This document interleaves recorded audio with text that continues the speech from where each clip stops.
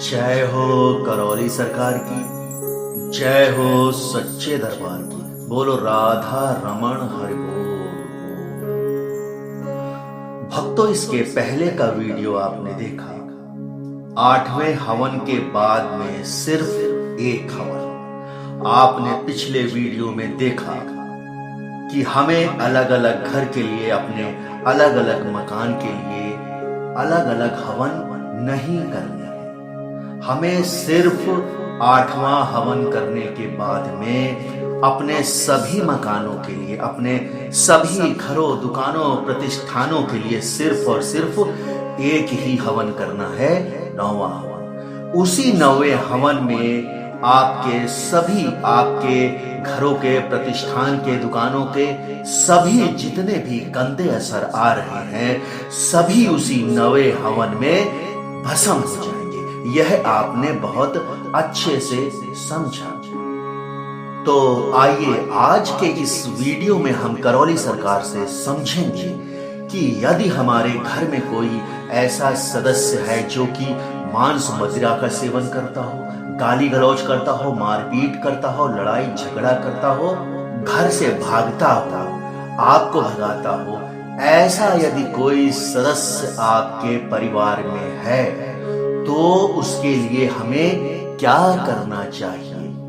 देखिए भक्तों, ध्यान से सुनिएगा। जो करौली सरकार हमको बता रहे हैं, यह समस्या कम से कम 30 से 40% लोगों की रहती है। उनके घरों में ऐसे सदस्य पाए जाते हैं। तो हमें उनके लिए क्या करना चाहिए? तो जी हाँ, करौली सरकार बताते हैं, यदि वह आपको मारता है, पीटता है, गाली गलौज करता है, आपको दरबार नहीं आने देता है, तो आपको उसको, जो आप हवन करते हैं, उस हवन के पुण्य में शामिल करना चाहिए। उसको अपने हवन के पुण्य में शामिल जरूर करें।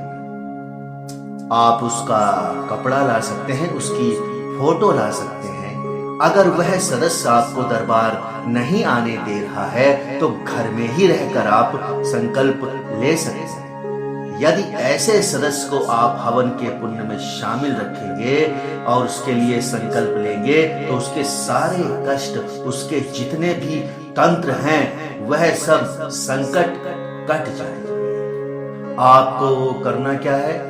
जो आपको उस सदस्य का सबसे ज्यादा संकट लगता हो, आपको लगता हो कि यह इस समस्या से सबसे ज्यादा परेशान है, बस वही आपको संकल्प लेना है। उसी समस्या को, उसी संकट को हटाने का आपको संकल्प लेना है। धीरे धीरे आपके उस परिवार के सदस्य के कष्ट कम होते जाएंगे, संकट असर कम होता जाएगा, वह कष्टों से मुक्ति पाएगा। और थोड़ा समय जरूर लगेगा, बस आप थोड़ा धैर्य रखें, थोड़ा समय जरूर लगेगा। आस्था रखें, आपके परिवार के सदस्य का असर धीरे धीरे समाप्त हो जाएगा और वह सही रास्ते पर आ जाएगा। अभी हम लोग क्या करते हैं? यदि हमारे घर में कोई ऐसा सदस्य है जो कि मारता पीटता है, मांस मदिरा का सेवन करता है, उससे हम लोग कटते हैं, दूर भागते हैं और परिवार के अन्य सदस्यों को सलाह देते हैं कि इससे कोई भी मतलब मत रखो, इसको यहां से भगा दो, इसको हवन के पुण्य में शामिल मत करो। लेकिन करौली सरकार बताते हैं कि हमको ऐसा नहीं करना है। हमको उस सदस्य को अपने हवन के पुण्य में शामिल जरूर करना है। इससे उसके सारे कष्ट और तंत्र कटेंगे। अभी उसका विवेक नहीं है, अभी उसकी बुद्धि काम नहीं कर रही है, लेकिन जब आप इस करौली सरकार दरबार का हवन करके संकल्प लेंगे तो वह सारे कष्ट, वह सारी समस्या, वह सारे संकट उस सदस्य के दूर हो जाएंगे, सदा के लिए समाप्त हो जाएंगे। करौली सरकार बताते हैं कि इस दरबार में न जाने कितने परिवार ऐसे आते हैं, उनके माता पिता आते हैं, कहते हैं गुरुजी हमारा बच्चा भटक गया है, मांस मदिरा का सेवन करने लगा है, मारपीट करता है, लड़ाई झगड़ा करता है, हमको बहुत ज्यादा परेशान करता है। इसने हमारी नाक में दम कर रखा है, इसकी बुद्धि सही नहीं रहती। गुरुजी, हमारा एक ही लड़का है, इसको सही रास्ता दिखाओ गुरुजी, सही रास्ता दिखाओ। तमाम ऐसे माता पिता यहाँ पर आते हैं जो कि अपने बच्चों से इस कदर परेशान रहते हैं, और तमाम बच्चे ऐसे आते हैं जिनके पिता गलत रास्ते में जा रहे हैं। उनके पिता घर में सभी को परेशान करते हैं, जीना हराम कर रखा है।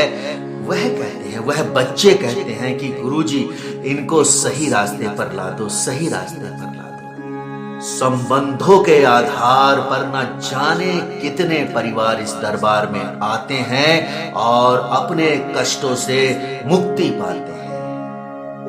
कोई भी परिवार यहां से निराश होकर नहीं जाता है। इस दरबार से निराश होकर कोई भी परिवार नहीं जाता है। यहां इस दरबार में न जाने कितने लोग बैठे हैं जिनको कि लगता था कि यह सदस्य, यह हमारे परिवार का सदस्य तो कभी नहीं सही होगा, यह इसकी आदतें कभी नहीं छूटेगी। न जाने कहां कहां हमने इसको दिखाया है, यह कहीं नहीं सही।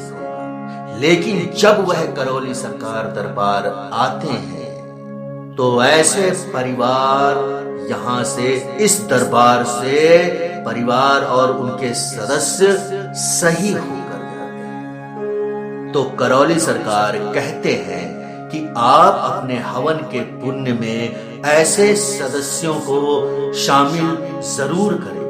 तो करौली सरकार कहते हैं, यदि आपके परिवार में कोई ऐसा सदस्य है तो उसको आप अपने हवन के पुण्य में शामिल जरूर करें।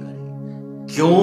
क्योंकि जब उस सदस्य की चिकित्सा होती है तो उसकी चिकित्सा के समय उसके हवन के पुण्य रहते हैं, जिससे कि उसकी चिकित्सा हो जाती है।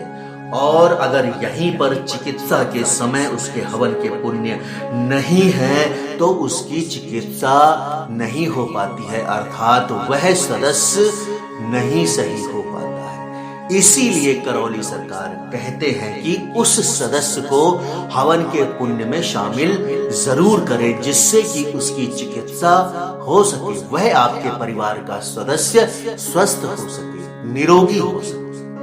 तो इस दरबार में पूजनीय बाबा जी ने ऐसी ऐसी शक्तियां खोली हैं, सिर्फ और सिर्फ आपके अटूट विश्वास, प्रेम और आस्था को देखकर। आपकी बड़ी से बड़ी समस्या अब पल भर में हल होती है। यह है इस दरबार की महिमा, यह है इस दरबार की शक्ति। तो यह सब हुआ है आपके प्रेम और अटूट विश्वास से। तो भक्तों, मैं समझता हूं कि यह वीडियो आपके लिए अत्यंत ही लाभकारी साबित होगा, और जल्द ही अगले वीडियो में मैं आपसे मुलाकात करूंगा। तब तक के लिए जय हो करौली सरकार की, जय हो सच्चे दरबार की। बोलो राधा रमण हरि बोल।